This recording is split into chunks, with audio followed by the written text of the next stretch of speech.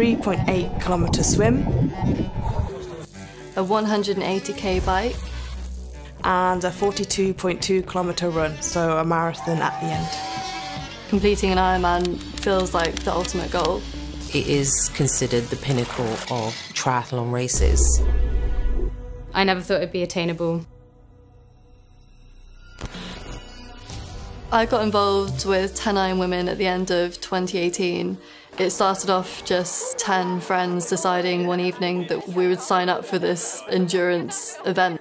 I had never done a triathlon before. I'd never ridden a road bike. I'd never ridden more than 2 miles on any bike. I was terrified about the swim. I had not done any open water swim.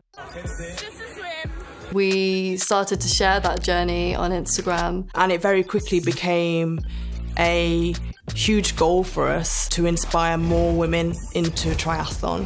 We really want to empower other women to believe they can do what they want and to feel that they can do it, to know that they can, because we are normal people, and if we can do it, they can also do it. So we grew the community. We have encouraged more women to participate. Got myself an Ironman cap.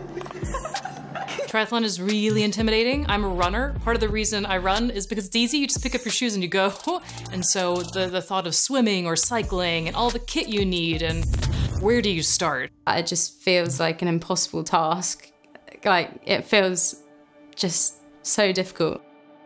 Having the confidence that you can do hard things is a real big hurdle to get over. When I saw Sarah, she made it sound so simple. She just said, you just follow a plan and then you do it, and then you've done it. So it sounded really easy, but it's obviously not easy. Most of the people that took part were not shaped like me. They didn't look like me. There weren't many black people. And, you know, that made me feel a little bit less confident in myself. You just need a strong body, and you build that over time in the training, but it can be intimidating to think you need to look a certain way. But I think once you start training with other people and going to events, you realize actually there are people just like me out there as well. People have busy day jobs and families to fit into their days, so then trying to fit in training as well seems a bit daunting or almost impossible. One of the biggest lessons that I've learned on this journey with 10IronWomen is time management.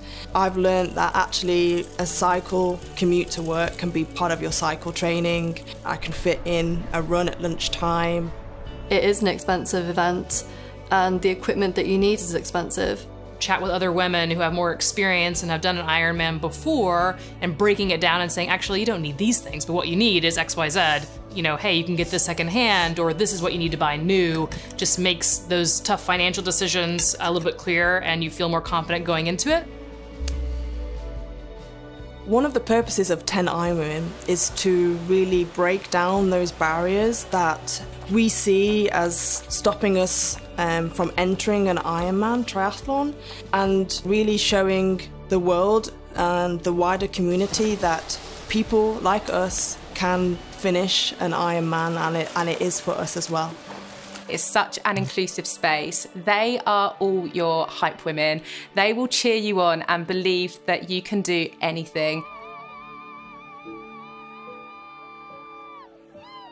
Finishing an Ironman was just, it's literally like you've died and you've gone to heaven, because you just feel like you've been in the Olympics. Whenever I think back on it, I still have that same feeling, like, wow, I did that. It makes you feel like you're part of something that's bigger than you are. I remember standing on the beach watching the sunrise with Alex, and we were holding hands and everyone was getting emotional. And then at the end of the day, running down that red carpet, having that true red carpet feeling that everyone talks about, it's just incredible, and it's worth all of the months of hard work. You can't describe it. It's why I signed up again, is to chase that feeling again. We are so proud of where 10IronWomen has come. We started as 10 women finishing Barcelona 2019 to now having over 50 women on the start line with us in 2023. But it doesn't stop there.